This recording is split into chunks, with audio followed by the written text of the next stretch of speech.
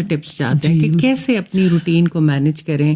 یعنی وہی کھانا پکانا جو ہے وہ عبادت بھی بن جائے اور اس میں لرننگ کے موڈز بھی شامل ہو جائیں, اور وہی گھر کے جو معاملات ہیں ان میں کس طرح سے عورت اپنی روٹین میں چیزیں ایڈ کر سکتی ہے, کیونکہ اس کو یہ سمجھ لیا جائے کہ اس کا 100% وقت دوسروں کے لیے, اس کی اپنی ذات کے لیے, اپنے ڈیولپمنٹ کے لیے اس کے پاس کوئی وقت نہ ہو. اس نے بھی تو اپنے رب کے پاس جانا ہے, اسے بھی تو اس تعلق کے بنانے کی ضرورت ہے, اسے بھی تو اپنی آخرت میں اجر چاہیے. اس جو گھر میں رہنے والی عورت اس کے بارے میں سمجھا جاتا ہے اس کا تو کام ہی کوئی نہیں ہے, تو وہ تو ظاہر گھر ہی میں تھی. وہ اپنے آپ کو کہتی بھی ہاؤس وائف ہے. جی, ہاؤس اریسٹ ہے نا, ہاؤس اریسٹ ہے.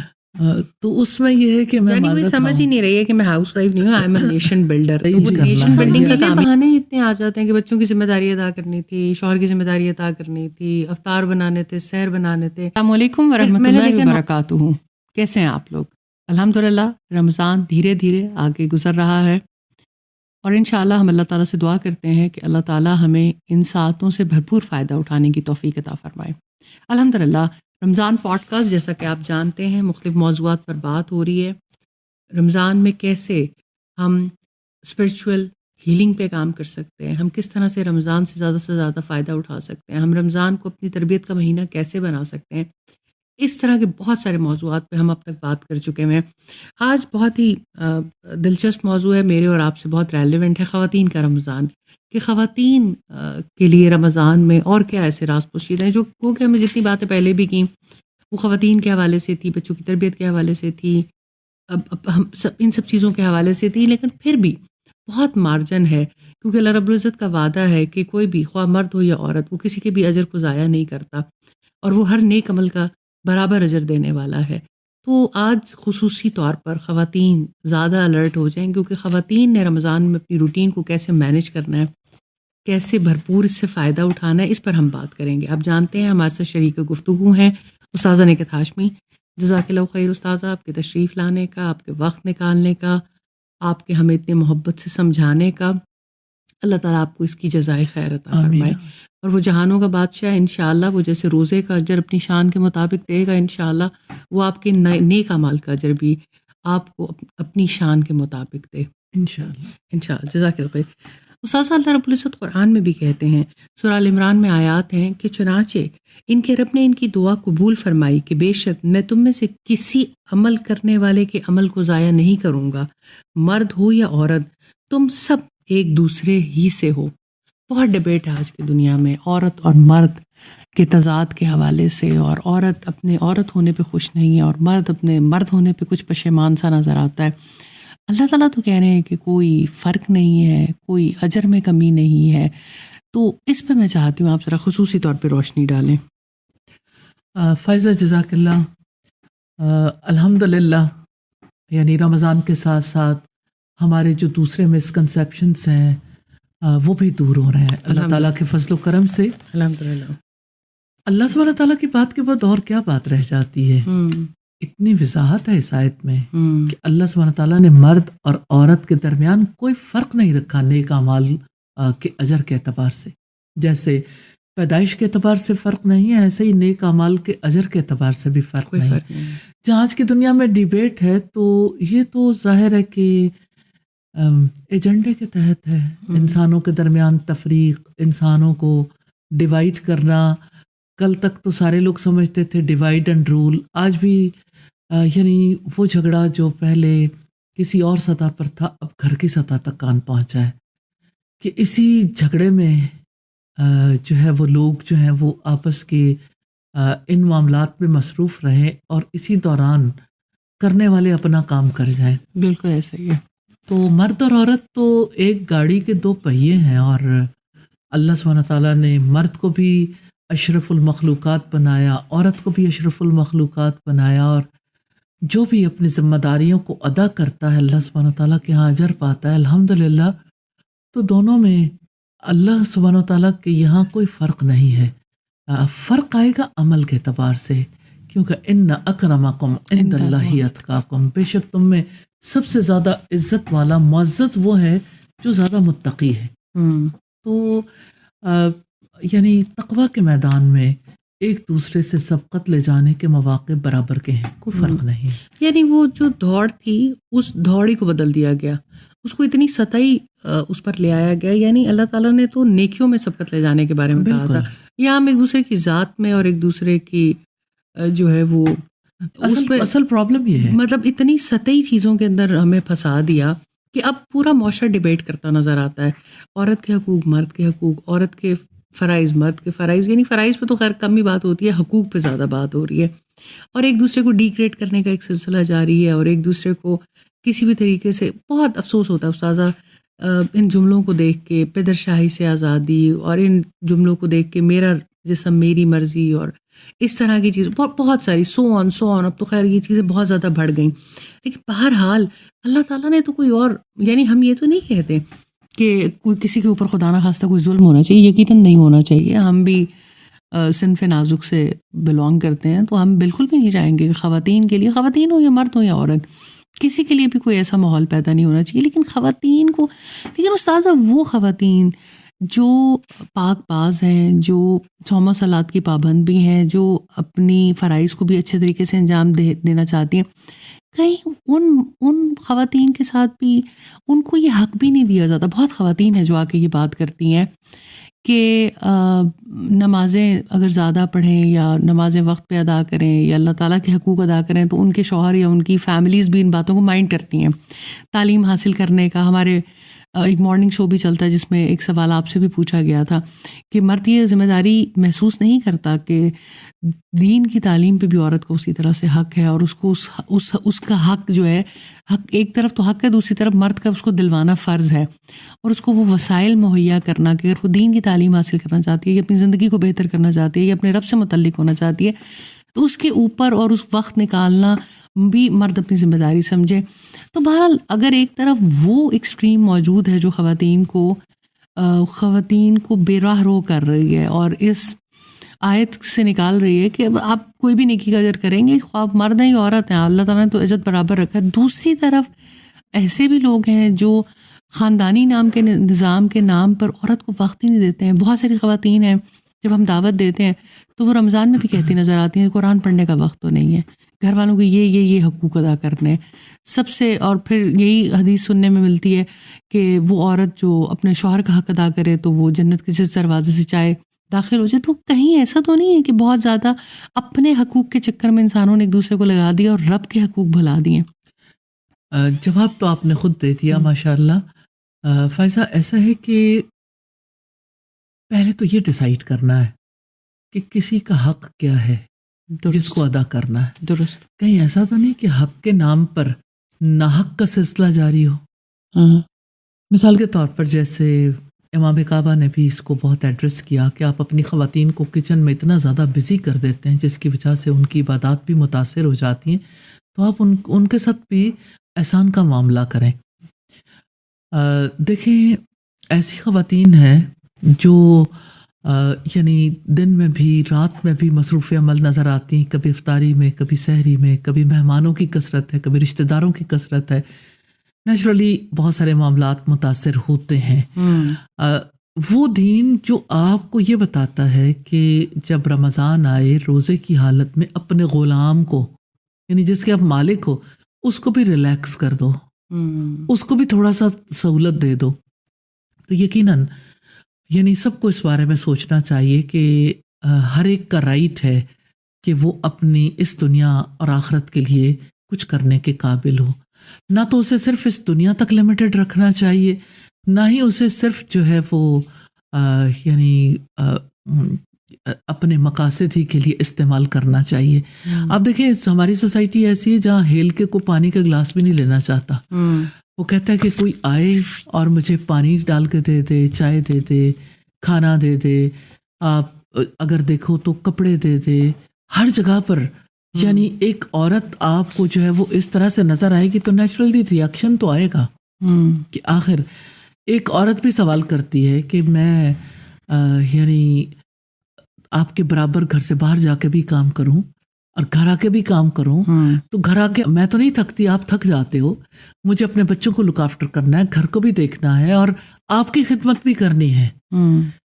تو یہ یوں تھوڑی ہوا کرتا ہے کہ آپ اپنی ساری ذمہ داریوں کا بوجھ عورت پہ لاد دیں اور پھر عورت سے توقع رکھیں کہ وہ اسی طرح سے آپ کو سرو کرے. رسول اللہ صلی اللہ علیہ وسلم تو اپنے گھر والوں کو ہاتھ بٹایا کرتے تھے. آپ کس نبی کی امت ہیں بھائی؟ جس نبی نے اپنے گھر والوں کو اتنا فیسیلیٹیٹ کیا کہ خود یعنی اگر کوئی صفائی ستھرائی کرنی تو خود گھر میں جھاڑو بھی دے لینا، کپڑوں کو پیون بھی لگا لینے اور باقی معاملات میں بھی ہیلپ کر دینا. تو ہمارے مردوں کو اس بارے میں ضرور سوچنا چاہیے. نمبر 1 تو یہ ہے. نمبر 2 یہ ہے کہ فیملیز کو مل کے طے کرنا چاہیے کہ رمضان میں خصوصی طور پر اور عام دنوں میں بھی کہ کس لمٹ میں رہ کے چلنا ہے، بجٹ بھی اور جنرلی بھی کس لمٹ کے تحت جو ہے وہ چلنا ہے. آپ کا وقت بھی تو بہت بڑا آپ کے پاس دولت ہے، بہت بڑی. تو آپ یعنی کیسے ہو سکتا ہے کہ ایک عورت کا وقت جو ہے اس کو یہ سمجھ لیا جائے کہ اس کا 100% وقت دوسروں کے لیے، اس کی اپنی ذات کے لیے، اپنے ڈیولپمنٹ کے لیے اس کے پاس کوئی وقت نہ ہو.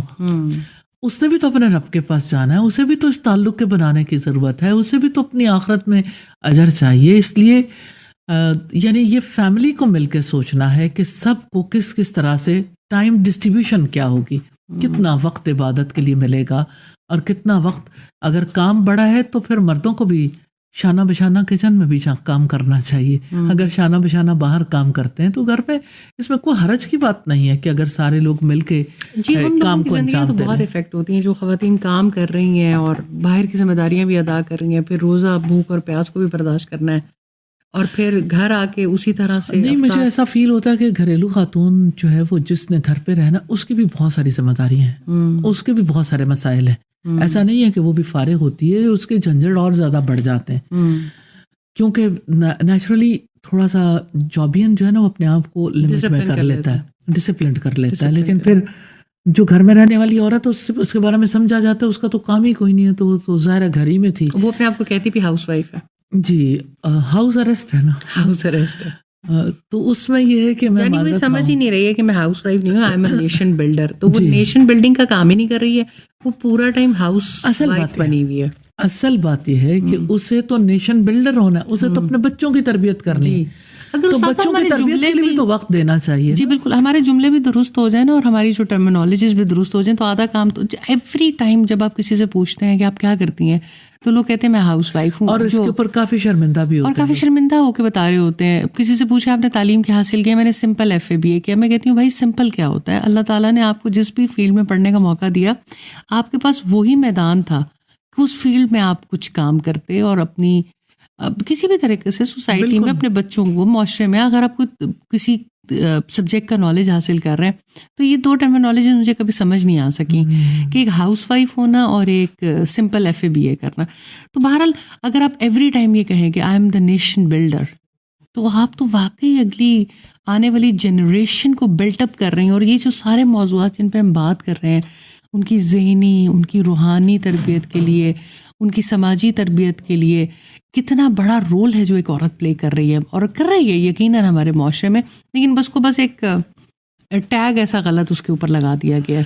نو ڈاؤٹ، یہ آپ کی بات بالکل ٹھیک ہے کہ جب آپ یعنی کچھ مسکنسیپشنز ہیں اور کچھ ایسی ٹرمینالوجیز ہیں جن کا غلط استعمال ہوتا ہے جس کی وجہ سے پورا ماحول جو ہے وہ بدل جاتا ہے، لوگ اور طرح سے سوچنے لگ جاتے ہیں. اب آپ ایک خاتون کو جو ہے وہ ایک ورکر کی حیثیت سے ہی ہمیشہ دیکھو تو ورکر نے تو کام ہی کرنا ہے. تو اگر ایک خاتون کو نیشن بلڈر کی حیثیت میں دیکھیں کہ اسی نے تو نسلوں کی تربیت کرنی ہے اور اس کو وقت چاہیے اور اس کو زیادہ فیسیلیٹیٹ کرنا ضروری ہے، تو آپ کا انداز بدل جائے گا.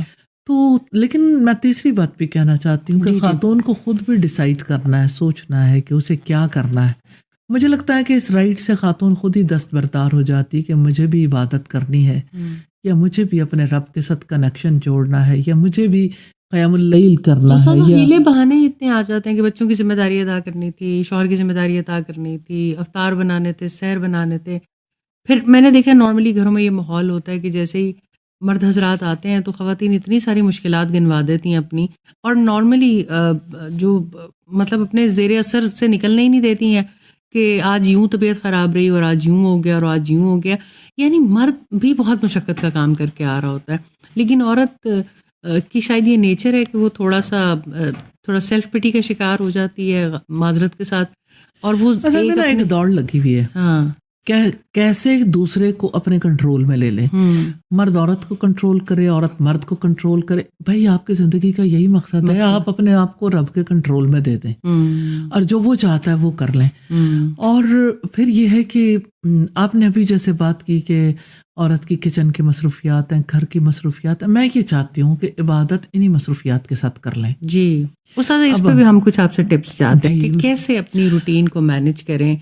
यानी वही खाना पकाना जो है वो इबादत भी बन जाए और उसमें लर्निंग के मूड्स भी शामिल हो जाएं, और वही घर के जो मामलात हैं उनमें किस तरह से औरत अपनी रूटीन में चीज़ें ऐड कर सकती है, क्योंकि इल्म के बाद ही तब्दीली आती है. जी बिल्कुल, इसमें कोई शक नहीं. बात यह है कि एक पहलू है, चाहती हूँ कि पहले हम उसे डिस्कस कर लें. खाना बनाना फैमिली की ज़रूरत है, दूसरे उमूर अंजाम देना फैमिली की ज़रूरत है. हम उन लोगों की बात नहीं कर रहे जो बहुत सारी हेल्प दूसरों से ले लेते हैं. बिल्कुल. मैं ये समझती हूँ कि जहाँ जितने हेल्पर्स होते हैं वहाँ उनको मैनेज करना भी बहुत बड़ा काम हो जाता है, इसलिए काम तो कहीं ख़त्म ही नहीं होता.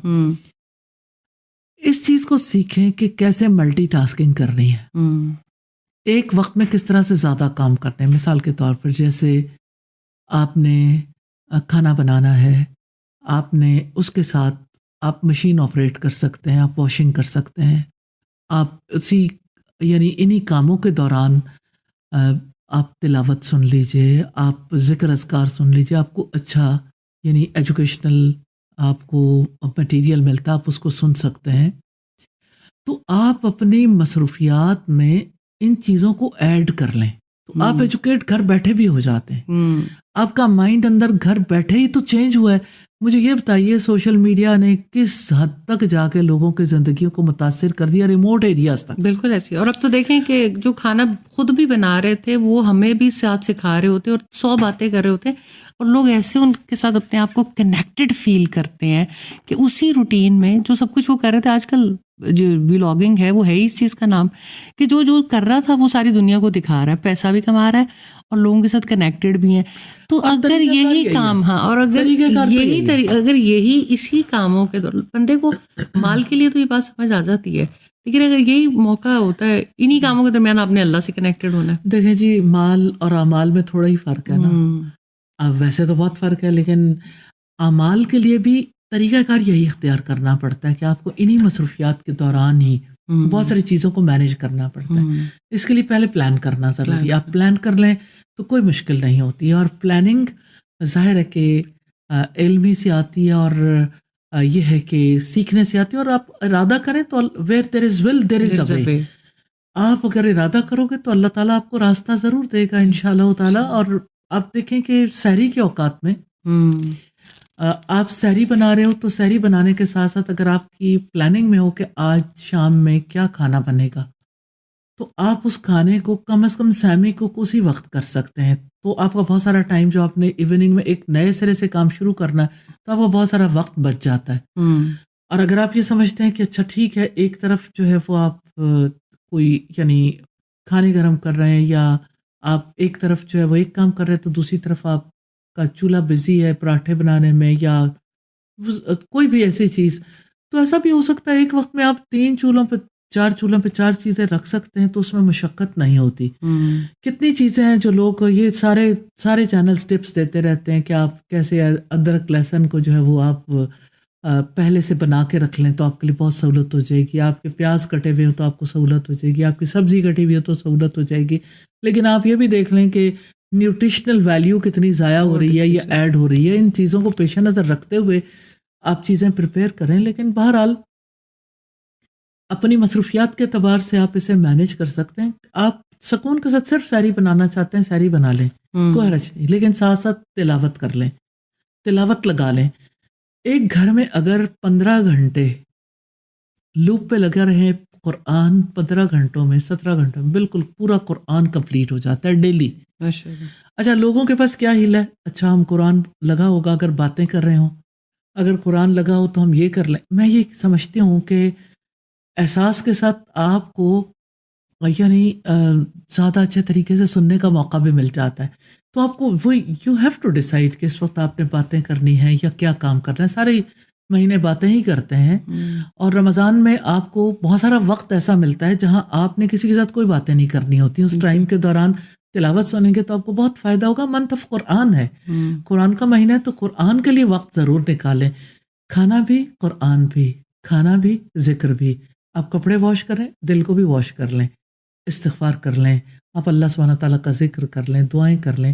کتنی دعائیں آپ یاد کر سکتے ہیں, کتنی آیات ہیں اور جن آج کو کے آپ یاد ڈیجیٹل کر دور میں تو سکتے ہیں. بہت ہی آسان ہو گیا. آپ کو کسی ٹیچر کو انگیج کرنے کی ضرورت نہیں, کچھ نہیں. بے شمار ایسے پلیٹ فارمز ہیں جنہوں نے بہت شاندار کام کر کے رکھا جی ہوا ہے. بالکل. اور آپ واقعی آپ کی بات ہے کہ لوپ میں لگا کے آپ ہر چیز کو ریوائز کر سکتے ہیں, سیکھ سکتے ہیں.